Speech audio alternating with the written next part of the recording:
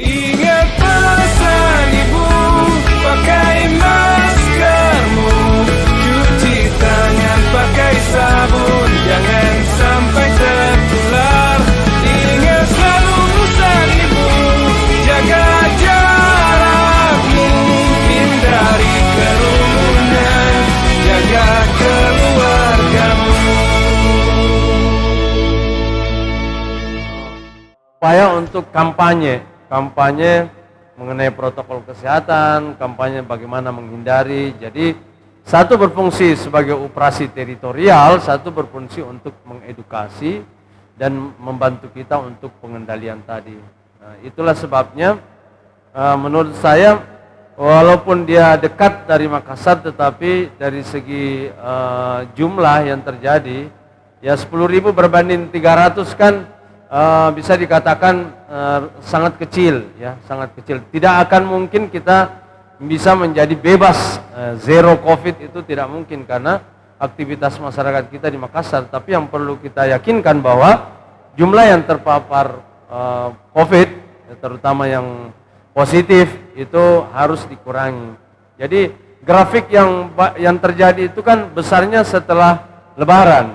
Ya, mungkin karena bercampur kiri kanan, banyak orang Makassar yang datang ke Takalar, orang Takalar datang ke sini selain bekerja, ini relatif silaturahminya itu lebih masif. Jadi kasus kenaikan yang signifikan itu setelah Idul Fitri. Setelah itu alhamdulillah mengalami grafik yang landai, ya, yang landai, dan kita bersyukur atas semua yang memang protokolernya, ya. Dinas kebersihan melakukan rapid, dinas kebersihan melakukan swab, dinas kebersihan bersama Forkopimda terus melakukan upaya untuk sanitasi lingkungan. Itu adalah sesuatu yang rutin. Tetapi yang spesifik di kami adalah pengendalian berbasis desa dan yang kedua pelibatan banyak orang. Saya kira itu sebagai dua hal yang penting. Ya, aplaus untuk Pak Takalar. Dua kata kunci yaitu pengendalian berbasis desa dan pelibatan secara masif masyarakat. COVID itu kan tidak bisa dihindari, dia akan menyebar. Jadi tidak ada yang bisa menahan menurut saya, karena dia kan ada yang disebut sebagai penularan kan. Kalau disebut pandemi itu kan berarti menular dalam skala yang luas, jadi tidak ada yang bisa menahan. Jadi yang paling penting buat kita adalah satu, bagaimana menerapkan cara hidup sehat dan bersih. Jadi apa yang disebut sebagai cuci tangan, pakai masker, ya itu kan cara hidup sehat dan bersih. Dan yang kedua menurut saya, kenapa pemerintah kemudian menggalakkan yang namanya kecukupan pangan lewat pemberian sembako, itu dalam rangka meyakinkan bahwa masyarakat kita itu cukup gizi. Supaya apa? Supaya dia punya daya tahan. Karena penyakit nggak bisa ditahan pakai blokade misalnya, ya. Dia akan datang aja kepada kita. Dan siapa yang rawan, mereka memiliki daya tahan tubuh yang lemah. Jadi menurut saya ini akan memakan waktu. Jadi apalagi masyarakat kita itu, katakanlah Sulawesi Selatan, ya, dan seluruh daerah di Sulsel itu kan rata-rata lama sekolahnya ini, Pak Wakil Rektor dari UNM, rata-rata lama sekolah kita di Sulsel itu kan 8,8 kalau tidak salah. Artinya tidak tamat SMP kalau dirata-ratakan. Demikian juga di kabupaten kota, misalnya kalau di Takalar itu kan 7, diprediksi tahun ini 7,79. Artinya apa? Artinya kelas 2 SMP. Jadi bisa dibayangkan bagaimana upaya yang harus dilakukan untuk menyadarkan masyarakat bahwa penyakit ini ada. Kalau penyakit tipes kan lama ada. Jadi itu masih banyak orang yang sampahnya bertumpukan di mana-mana. Itu kita tahu tuh, penyakit tipes itu karena sanitasi yang tidak bagus. Tapi masyarakat juga susah untuk disadarkan buang sampah yang teratur itu bagaimana. Itu coba penyakit yang sudah lama, bagaimana dengan penyakit yang baru seperti COVID-19 ini. Jadi menurut saya ini membutuhkan waktu yang lama, terus engagement, ya, pelibatan semua orang untuk menyadarkan, melakukan edukasi. karena ini memang penyakit yang menyebar dan begitu cepat. Jadi tadi saya tekankan kembali bahwa itu membutuhkan edukasi yang cukup lama dan terutama menyadarkan bahwa ini adalah problem penyadaran tentang hidup sehat dan bersih dan menjaga daya tahan tubuh. Itulah inti dari edukasi kita. Kalau ekonomi, saya kira jalan aja normal. Yang penting kita tegakkan protokol itu. Tidak, justru kalau ini tidak berjalan normal kembali, kita yang rugi. Kita yang rugi. Sekarang ini kalau Indonesia masuk pada kuartal kedua, itu kan minus 5%. Kuartal pertamanya minus 3%. Kuartal keduanya minus 5%. Jadi kalau ini kita selalu mengatakan work from home, sekolah dari rumah, menurut saya kegiatan ekonomi itu tidak terlalu bagus ya. Karena coba dibayangkan kalau ini minus 5 berarti kita mau menjadi plus itu membutuhkan 6 poin untuk menjadi plus kembali. Itu membutuhkan investasi yang besar dan kita tidak punya sumber daya.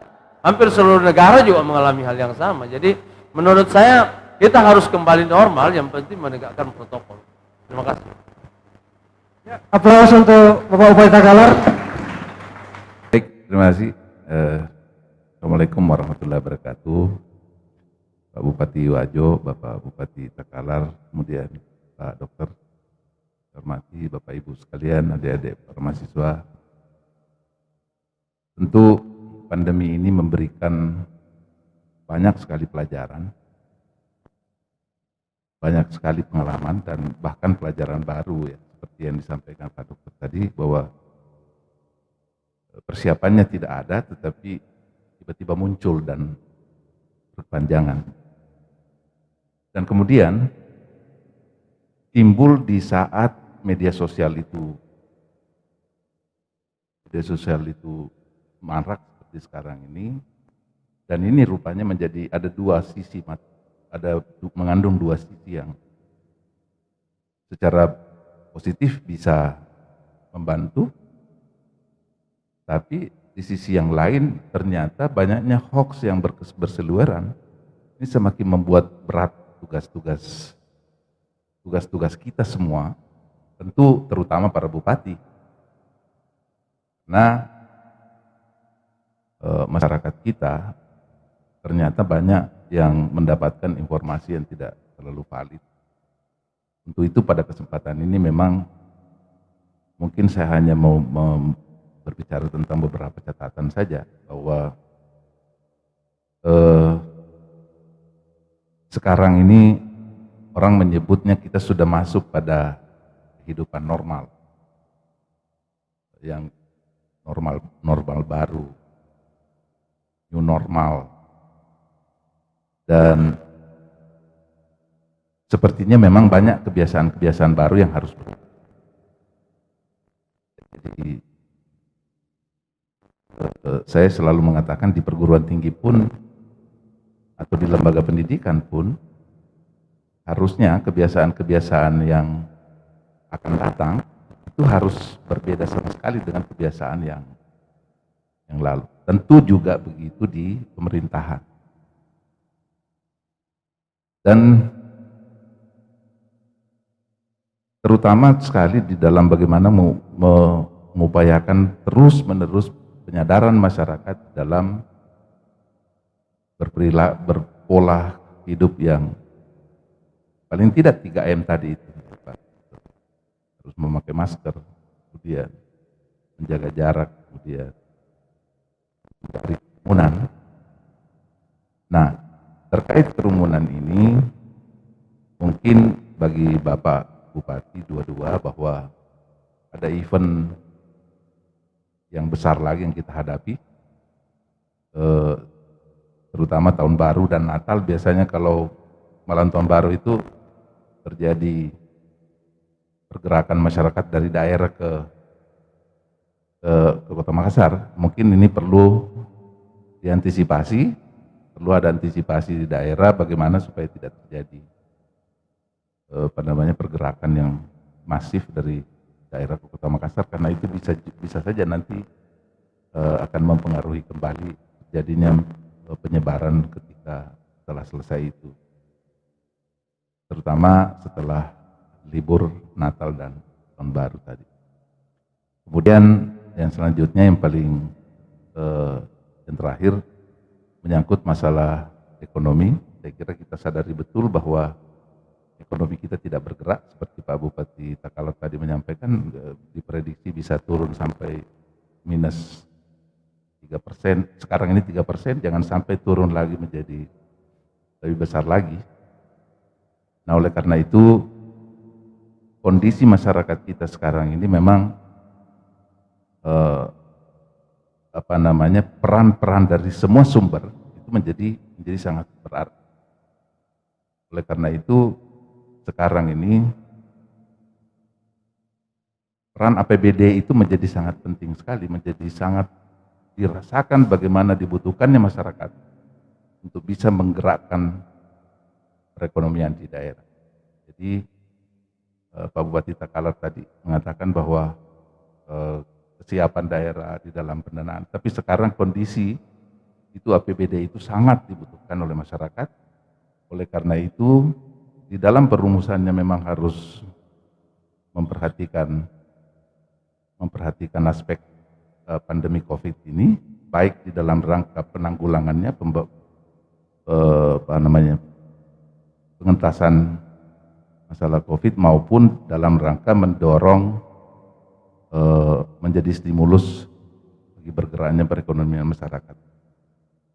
Nah, oleh karena itu maka tentu di 2021 nanti, karena APBD sudah ditetapkan, maka mungkin yang perlu menjadi perhatian kita adalah bagaimana eksekusi atau bagaimana serapan APBD itu bisa menjadi lebih dipercepat, bisa lebih bisa menyentuh aspek-aspek masyarakat kita. Karena itu sekarang dirasakan sangat penting sekali. Meskipun kita ada supporting stimulus dari misalnya dana-dana dari pemerintah pusat, tetapi dana-dana APBD di kabupaten kota juga menjadi sangat penting. Saya kira itu saja. Terima kasih Pak Bupati, selamat memimpin daerahnya masing-masing. Semoga kita semua bisa melewati masa ini, masa-masa sulit dengan baik. Sekian, Assalamualaikum warahmatullahi wabarakatuh. Ya, aplaus untuk Bapak Rektor Unipa, Pak Mulyadi. Ada aspirasi dari mahasiswa, juga ada saran dari Pak Rektor, Bapak Bupati dan Pak Kasih. Sekaligus pada kesempatan ini silakan direspon dan kemudian dirangkaikan dengan closing statement, Pak. Apa harapan, apa yang akan dilakukan, bagaimana imbauannya terhadap masyarakat, silakan disampaikan pada pendapat terakhir sekaligus closing statement. Saya mulai dari Bapak Bupati Takalar, Hasan Sarigita, silakan.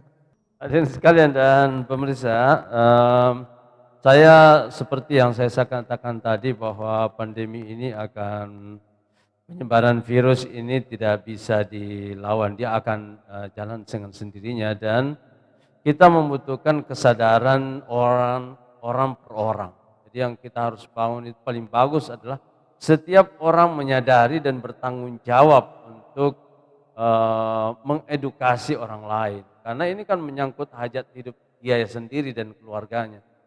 Dan oleh karena itu, di dalam pelibatan itu, yang lebih bagus kita bentuk adalah kemandirian setiap orang untuk mengedukasi seorang sekitarnya. Jadi menurut saya jangan menunggu bahwa selalu harus dari pemerintah, karena perspektif seperti itu adalah perspektif Orde Baru sebenarnya yang harus kita rubah. Ya, perspektif Orde Baru itu selalu menunggu pemerintah. Nah, kita ini eranya itu era VUCA, volatility, ya, uncertainty, complexity, ambiguity. Jadi situasinya itu tidak menentu, ya, karena berbagai macam gejolak.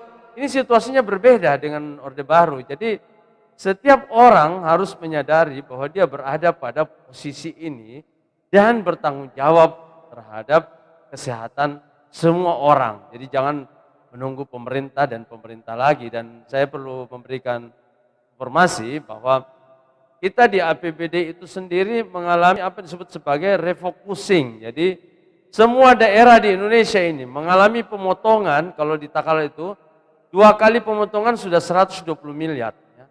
Ditambah tidak ada di akayan jalan.